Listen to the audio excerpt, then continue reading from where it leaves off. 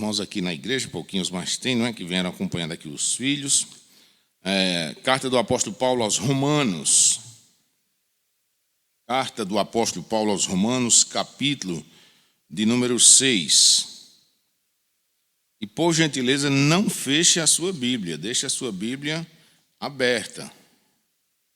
Romanos, capítulo 6, nós vamos ler dos versos 1 ao 14.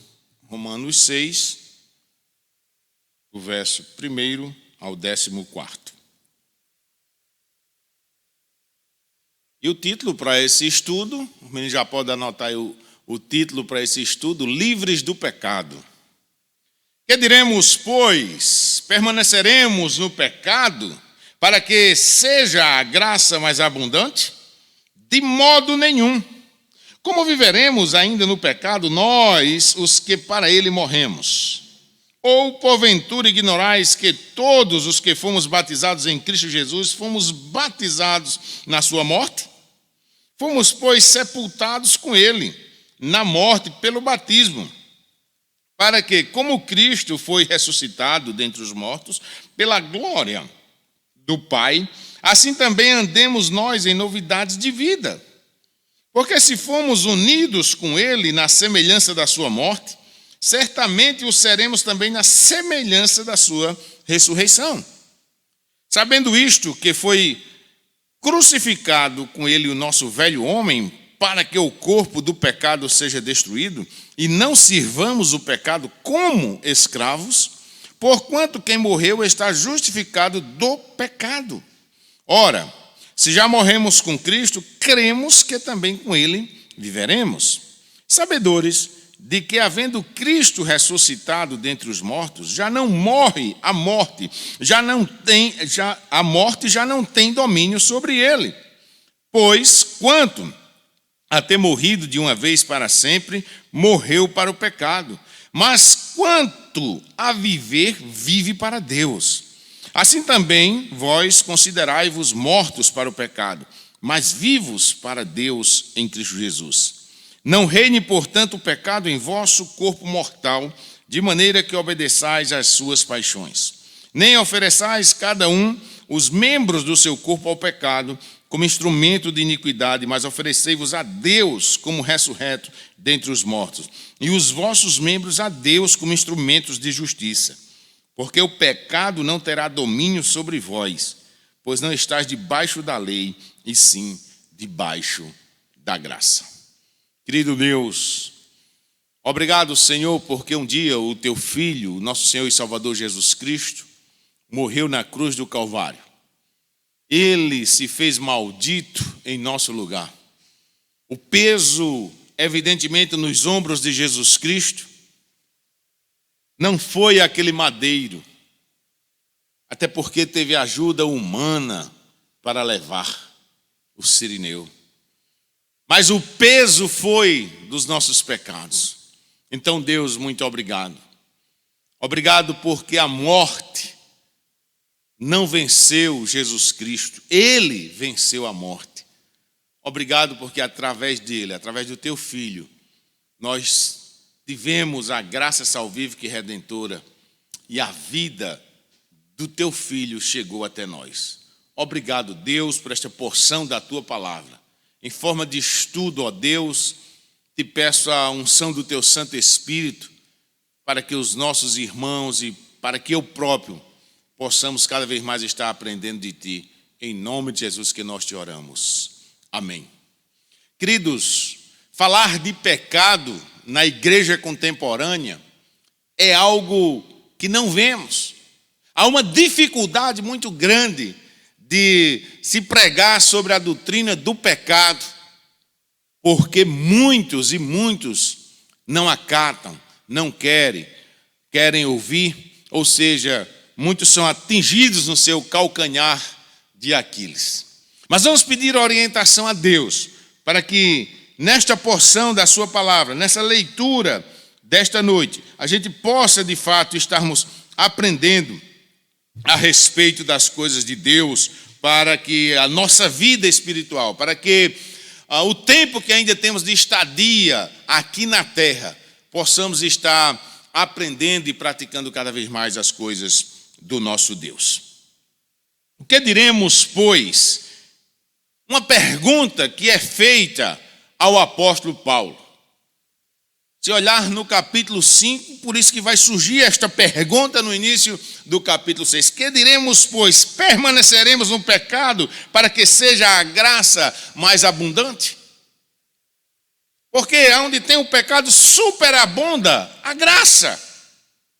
A graça é muito maior do que o pecado. Eu preciso ter essa consciência, você precisa ter essa consciência de que o nosso Jesus Cristo é grande, ele é muito maior do que o pecado. Essa erva daninha, preste atenção, essa essência pecaminosa que está em mim, está em você. Mas nós precisamos nesta noite compreender que ele não tem domínio sobre mim e sobre você. Você que um dia abriu o coração para Jesus Cristo, que deixou a luz do céu entrar na sua vida, precisa compreender que através da morte de Jesus Cristo e ressurreição, não tem o pecado domínio sobre nós. Não quer dizer que o pecado não pode nos atingir. É isso que precisa ficar bem claro. Por isso que Paulo vai responder no verso 2, dizer, de modo nenhum. Eu vou praticar vários pecados, barbáries por aí, porque vai superabundar a graça na minha vida. Paulo dizendo, não façam isso. Não é por aí. Você tem essa essência, mas você tem o domínio. Você precisa dominá-lo. Por isso que uma das características do homem e da mulher de Deus é ter domínio próprio. Não me venham, como já escutei como pastor, em conversa de gabinete, dizer, foi sem querer, foi involuntário. Nós somos conscientes. Se isso aconteceu, é porque você não é um salvo na pessoa de Jesus Cristo. Você não disse sim a Jesus. Você não tornou-se assim uma nova criatura. Porque a nova criatura é consciente, ela não é dominada pelo pecado. Mas pastor, quer dizer que ela não peca? Peca. Consciente. E aí vai entrar a palavra livre-arbítrio. Que eu sei que muitos que estão escutando, ou muitos que vão ver esse vídeo depois do YouTube, não vão gostar das palavras do pastor Enilson. Mas a minha comunhão com Deus tem me levado a isso. A dizer as coisas que agradem a Deus. Não para agradar a homens. Porque muitos não, eu conheço colegas, inclusive colegas pastores, irmãos em Cristo, que não podem ouvir a palavra livre-arbítrio. Não tem essa palavra na Bíblia. Não é necessário que tenha a palavra no sentido literal. Não é necessário. Mas você, quando faz porque você está consciente. Então nós precisamos, meus queridos irmãos, mergulhar cada vez mais na palavra de Deus. Como cristãos, nós morremos para o pecado quando nos identificamos com Cristo pela fé. Então é na fé que eu me identifico com Jesus Cristo, porque eu vejo esse retorno, né? Ele é o autor e consumador da nossa fé. Assim fomos libertos do domínio do pecado para viver uma vida de obediência a Deus. Esse novo início deveria se tornar uma realidade contínua em nossas vidas. As nossas iniquidades, o profeta já disse, é o que faz separação entre nós e Deus. Precisamos ter essa consciência, meu irmão. Eu acho extraordinário, lindo as palavras de João. Não é à toa que entre os discípulos, ele ficou conhecido como o discípulo do amor ou discípulo amado.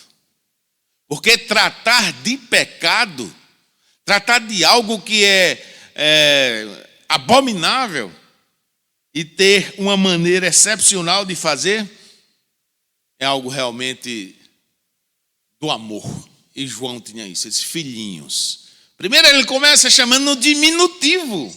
Ele diz: filhinhos, filhinhos, não pequeis. Mas se pecardes, lembre-se que você tem um justo advogado no céu, advogando por mim e por você.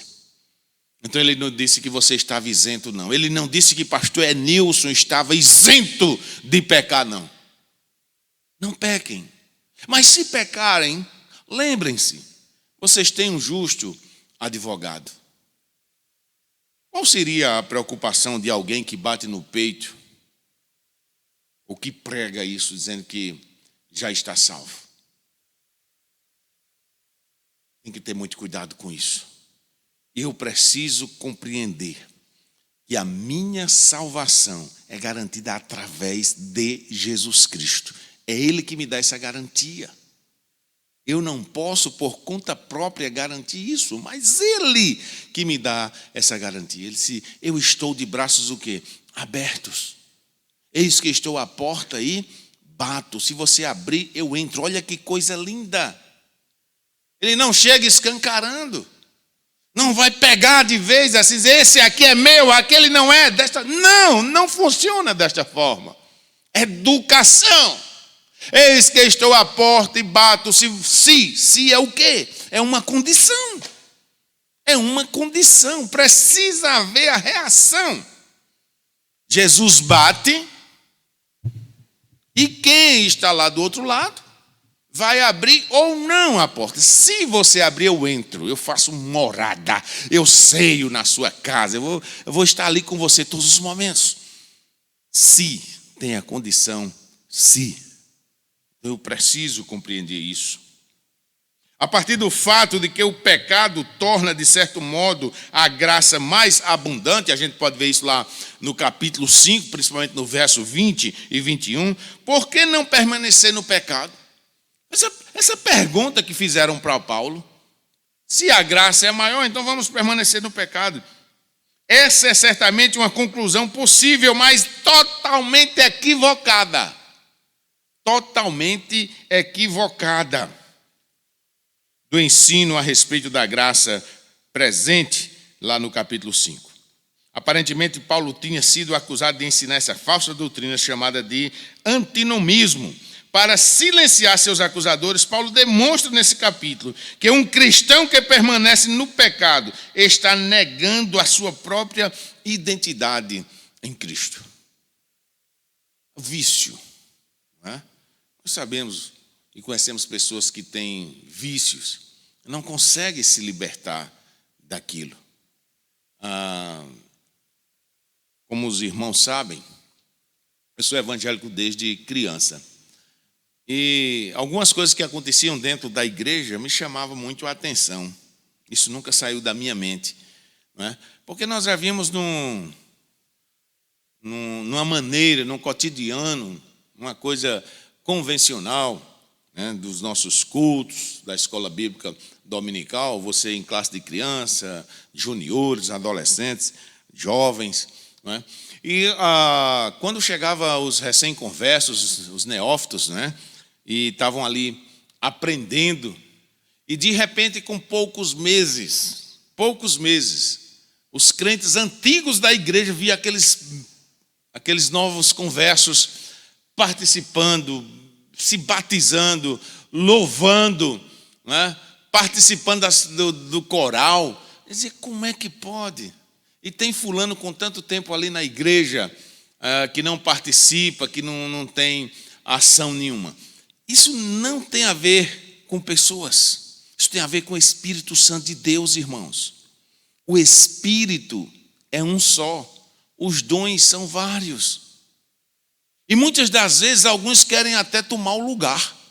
Fulano chegou agora, já está fazendo aquilo, e o pastor nunca me chamou para fazer. E você acha que é por aí? Não, meu irmão. O Espírito é um só. Os dons são vários. O que é que o senhor quer dizer com isso, pastor Enilson? Que isso é uma variedade de dons, de pessoas que podem executar N coisas para o engrandecimento do reino de Deus. Porém, todavia, contudo, ninguém está imunizado, ninguém foi santificado de vez assim para tirar tudo. Nós somos santos por sermos separados. O sentido da palavra é estar separado, mas não imunizados. E todos podem assim ser atingidos, ou seja, colocar para fora a erva daninha chamada pecado, e atinge a todos. Aí entra o quê? O que nós chamamos do domínio próprio. Ter o cuidado, se policiar. Se policiar. E repito, quando acontece, não venha dizer que foi involuntário. Não venha dizer que não sabia, que foi fulano que foi o culpado, Beltrano que foi culpado. Não culpem pessoas. Não culpem pessoas. Lembre-se daquele exemplo que a gente já deu aqui uma vez. Não culpem o burro ou quem soltou o burro. Não culpem. Olhe para si, faça um introspecto. A análise. Eu poderia, muito bem por conta própria, fazer essa análise na minha vida e dizer, eu errei, eu fui o culpado, eu que vacilei. Queridos, isso é necessário. Umbridade, olhar para si. Por isso que Paulo, com muita ênfase, fala para esses irmãos. Ele diz, de modo nenhum, de maneira alguma. Não ache que vocês devem estar praticando isso, achando que a graça vai ser superior em cima disso. Não, se policiem. Se policiem. Vocês não estão imunizados, mas é necessário, você está se policiando. O verso número 3, ele diz, ou porventura ignorais que todos nós que fomos batizados em Cristo Jesus, fomos batizados na sua morte? Nós não devemos ignorar isso. Pelo contrário, nós devemos fazer essa análise. Aí alguém pode até estar dizendo em casa, o Senhor próprio disse, quando também na cerimônia batismal, que batismo não salva. De maneira nenhuma. É um símbolo. Mas é algo que é para ficar registrado na nossa mente. É algo que é para ficar registrado na nossa mente. Dizer, eu confessei. Eu sou consciente disso. Eu confessei porque houve essa ação do Espírito Santo de Deus na minha vida. Por isso eu preciso estar cada vez mais convicto de que sou um cristão autêntico e verdadeiro. Queridos irmãos, o verso 3, Paulo, quando fala do batismo, ele diz, Paulo usa essa experiência do batismo comum a todos os cristãos, como um tipo que deve ser identificado com a experiência que tivemos com Jesus Cristo. O batismo expressa a fé da mesma maneira que uma palavra expressa uma ideia. É uma expressão daquilo que você creu naquele dia. Mesmo que aquele ato não seja algo que fez com que você já tivesse ali garantido autenticado o seu passaporte para o céu. Repito, e espero que os irmãos me entendam em nome de Jesus. É algo que está dentro de você, que você precisa ter convicção. Você ver um ferro quente, vermelhinho ali, e você não vai querer botar a mão, porque você tem uma consciência. E se botar, saiba o resultado. No momento que botar, saiba o resultado. Tem uma expressão que diz assim, você não entrou errado. Você não entrou errado. Nós precisamos ter essa consciência. O batismo nas águas é um símbolo da união espiritual de Cristo com o cristão. Quando alguém confia em Cristo, une-se a Jesus Cristo. Isso inclui unir-se com Ele em sua morte. A morte de Jesus torna-se a nossa morte. O batismo cristão torna-se vividas essas realidades espirituais. Eu sou um ser físico, sou um ser espiritual. O ser físico é a carne, que tem os seus desejos, suas vontades. Mas tem o ser espiritual que chora, que sente também. Jesus Cristo foi enfático quando disse, ninguém pode servir a dois senhores. Ou há de amar um, ou vai aborrecer a outro. Repito, precisa-se usar a consciência. Em determinados momentos eu sei que estou única e exclusivamente adorando a mim mesmo ou as coisas do mundo. E sei quando estou adorando a Deus. Mas isso eu preciso ter a consciência que quando estou adorando as coisas pessoais, as coisas do mundo, não tem como, pode gravar isso aí, meu irmão, não tem como o Espírito Santo de Deus estar em mim. Não tem como. Ninguém serve a dois ao mesmo tempo. Não tem como. Verso número 4, ele diz: fomos, pois, sepultados com ele na morte pelo batismo, para que, como Cristo foi ressuscitado dentre os mortos pela glória do Pai, assim também andemos nós em novidade de vida. Verso 5, porque se fomos unidos com ele na semelhança da sua morte, certamente o seremos também na semelhança da sua ressurreição. Novidade de vida. Se a identificação do cristão com Cristo implica em ele ser identificado com sua morte, também implica, logicamente, em ele identificar-se com a sua ressurreição. Uma vez tendo morrido e tendo sido ressuscitado com Cristo, o cristão deve viver uma nova vida. Viver a nova vida é olhar para as coisas, para as práticas do passado e dizer: eu me livrei. Aí não pode voltar atrás, não pode dar um vacilo? Claro que pode. Natureza humana, consciente. Mas fazer disso uma prática, fazer disso uma regra, aí, meu irmão, está pedindo para se distanciar de vez de Deus. Ele é misericordioso, não é? Amém. Você pode dizer isso. Ele tem compaixão? Tem. Mas a prática, a continuidade, isso está errado. No verso 5 trata da nossa participação na morte de Cristo.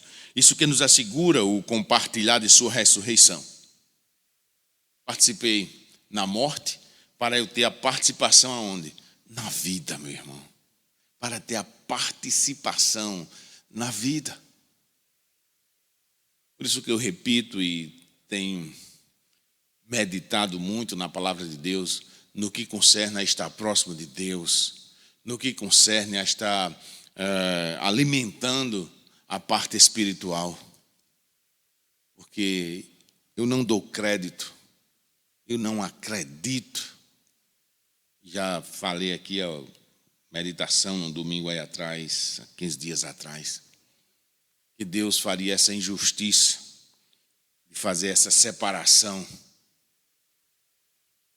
de forma contundente. Esse vai, esse não vai. Quero entender que eu abrindo o meu coração, que eu tendo esse contato com Jesus Cristo, mesmo sendo passivo de estar falhando, mesmo sendo passivo de deixar o pecado muitas das vezes aflorar, eu consigo, como João disse, lembre-se, você tem esse advogado, não desista, não perca a esperança. Ele advoga por você. Ele quer só que você abra o coração. Ele quer só que você se derrame em lágrimas. Ele quer só que você peça perdão. Senhor, me perdoe. Me perdoe. Ele é fiel e justo. Ele é fiel e justo para nos perdoar. O verso de número 6 diz: sabendo isto, que foi crucificado com ele o nosso velho homem, para que o corpo do pecado seja destruído, e não sirvamos o pecado como escravos. Escravo é aquele que não conseguiu a libertação. Escravo é aquele que vive debaixo da júdice daquilo. É o aio. Nós não estamos para viver como escravos do pecado. Quando eu vacilo, eu sou consciente. Quando você vacila, meu irmão, você precisa ser consciente. E sabe que muitos irmãos andam, a culpa é do diabo. O diabo que fez isso. E eu vou agora dizer que o diabo é o santinho de tudo? Não. Não. Mas ele coloca. Ele fala. Aí cabe a você. Não é? Quando ele estava lá na Gênesis, no princípio, E Eva disse: se comermos, morreremos, porque Deus disse. Sabe o que foi que Satanás disse? Certamente não morrerás. Distorceu a palavra de Deus. E aí deu crédito. Nós não vimos a serpente pegando, empurrando goela abaixo aquele fruto. Não. Você não viu na tentação de Jesus Cristo, Satanás empurrando Jesus Cristo no precipício? Tem isso? Não. Se és filho de Deus, pula. Incitando. E aí cabe a mim e a você ter esse, repito, domínio próprio através do Espírito Santo de Deus. E se vacilar, meu irmão, peça perdão, converse com Deus. O próprio Jesus Cristo olhou para todos eles e disse: quem não tem? Quem de vocês não vacilou, não vacila? Atira a primeira pedra.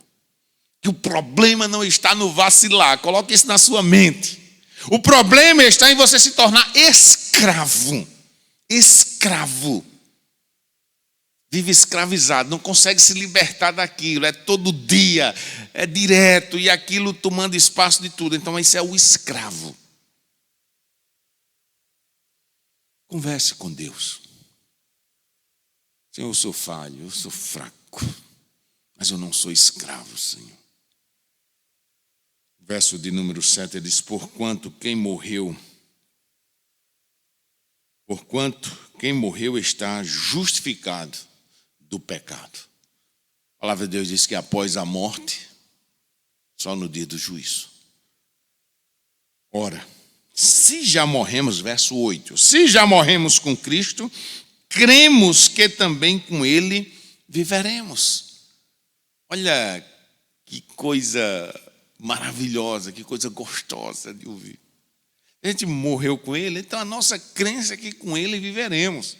E nesse viver com Cristo, aí sim, aí já não tem mais a necessidade de estarmos com esse policiamento, com essa preocupação, de estarmos lendo uma palavra, de estarmos vindo ao culto doutrinário, porque não terá nenhuma coisa nos céus, naquele lugar de glória, junto com Deus, com Jesus Cristo, com os anjos, não terá nenhum problema, é a garantia que diz a palavra de Deus.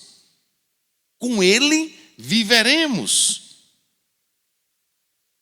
O corpo do pecado é uma referência ao corpo físico, ou seja, ao corpo que está escravizado pela prática do pecado. E uma expressão figurada para se referir ao pecado na vida de um cristão, lá em Colossenses capítulo 2, verso 12, você que está em casa aí pode abrir, Colossenses 2, 12, indica que o pecado na vida do cristão é insignificante.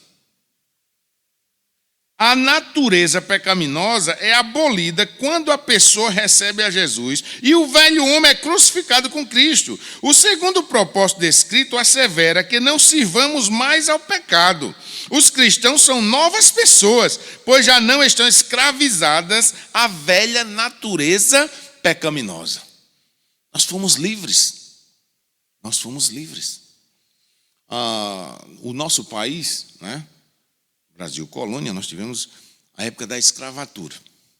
Em 13, pastor Enilson não é muito bom de história não, mas em 13 de maio de 1988, acho que eu estou correto, 13 de maio de 1888,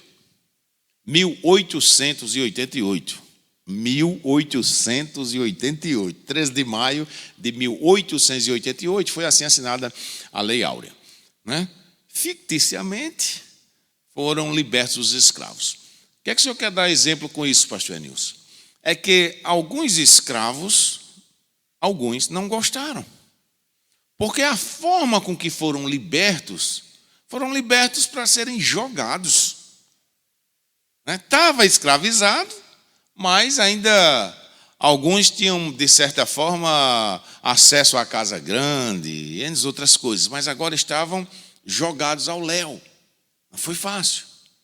né? Foi uma liberdade que não foi essa liberdade como deveria ser. Você agora vai ter um trabalho, ou uma residência, um lugar de morar, uma dignidade como ser humano. Foram libertos, mas não teve isso. E a liberdade, prestem atenção, a liberdade com que Cristo nos libertou foi para que de fato e de direito nós fôssemos o quê? Livres, libertos, não mais escravos do pecado. Mas acontecia que alguns queriam voltar, lá em 1888. E o que é que acontece muitas das vezes conosco? É que de vez em quando, algo da velha criatura, algumas coisas da velha criatura mexe com a gente e a gente quer o quê? Voltar. Nós começamos nesse estudo, nesta aula, dizendo que ninguém está imunizado, ninguém está isento de que isso venha acontecer. Daí o policiamento, daí o contato, daí a ocupação com as coisas de Deus, ocupação na mente. Entra aquele velho ditado, bem conhecido, né? Mente vazia, oficina de Satanás. Mente vazia, oficina do diabo.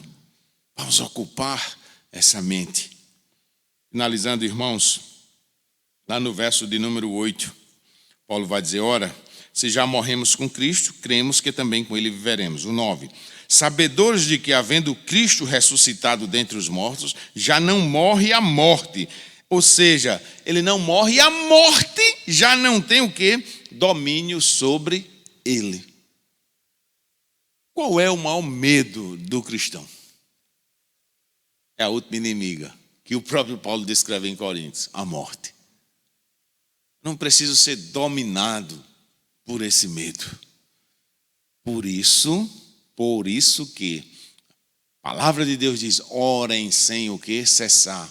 Próprio Jesus Cristo, orem sem cessar, é o ensinamento dele, ou seja, está conectado. O dia de amanhã não sabemos.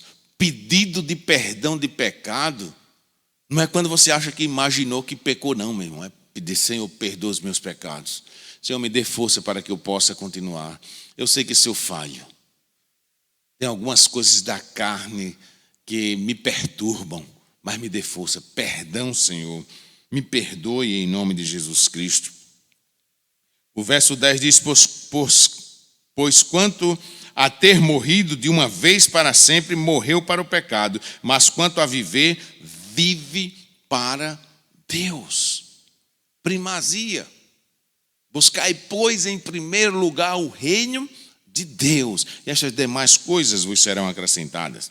Verso 11, assim também vos considerai-vos mortos para o pecado, mas vivos para Deus em Cristo Jesus. Ele não disse você está morto, ele disse se considere. Se considere, é algo que você tem que se policiar todo dia. Se vacilar, repito, peça perdão a Deus. Cristo morreu uma vez pelos pecados de todos. Ele agora está vivo à destra de Deus. A partir do momento em que o cristão é unido a Cristo em sua morte e ressurreição, ele pode crer também que está vivo com Deus. Verso 11, assim também vos considerai-vos o quê? Mortos para o pecado. Considerai-vos. Esta é a tradução de um termo grego contábil. O que significa levar em conta, calcular ou decidir. Os versos 3 a 10 revelam a verdade sobre os cristãos. Eles participaram da morte de Jesus Cristo quando morreram para o pecado. A partir do momento em que o Cristo morre, a partir do momento que o cristão morre com Cristo, é ressuscitado também com ele. Paulo os admoesta e consideram a si mesmo morto para o pecado, embora antes de sua conversão ele tenha sido escravo do pecado. Agora eles são o quê? Livres para resisti-los. Guarde isso aí. Eles são livres, nós somos livres para resistir. Você é livre, você tem um livre-arbítrio para resistir ou não. Aí está com você. E Deus dá esta força. Você precisa o quê? Se apegar a Ele. Senhor, eu preciso, me dê força, Senhor. Para finalizar, meus irmãos, o verso 12 diz, não reine, portanto, o pecado em vosso corpo mortal, de maneira que obedeçais às suas paixões. Eu não posso obedecer às minhas paixões. Se o pastor Enilson fosse obedecer às suas paixões, se você que está aí fosse obedecer às suas paixões, sabe o que aconteceria? Se tornaria escravo. Aí eu voltaria novamente como a porca que tomou banho, ou que deram um banho, e ela voltou a revolver-se no lamaçal. Não. Então, por isso, repito o verso 12, não reine, portanto, o pecado em vosso corpo mortal, de maneira que obedeçais às vossas paixões. Nem ofereçais cada um os seus membros, seu corpo ao pecado, como instrumento de iniquidade, mas oferecei-vos a Deus como ressurreto dentre os mortos, e os vossos membros a Deus como instrumentos de justiça. Que o meu corpo, que o seu corpo, não seja algo que seja vendável, que seja de prática contínua, disse não, em nome de Jesus Cristo. Quem é limpo, limpe-se mais. E quem é sujo, suje-se mais.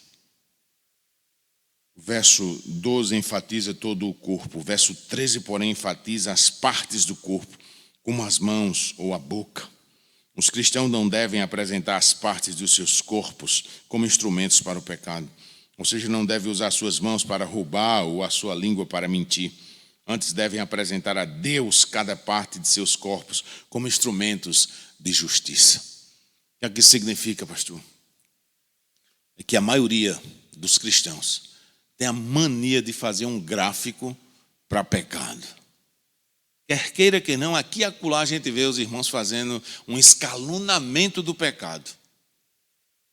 E aí a gente vê uma fofoca. A gente escuta uma fofoca, uma mentira que é dita. Parece que isso não é pecado. E está usando o seu corpo para quê, meu irmão? Mas quando se fala em prostituição, em adultério, começa-se o quê? Um escalonamento bem grandão para isso. Olha, o que está matando o homem é a falta de arrependimento. Em consequência também, a falta de perdão. E por aí vai caminhando a humanidade. E alguns cristãos se deixando levar por isso.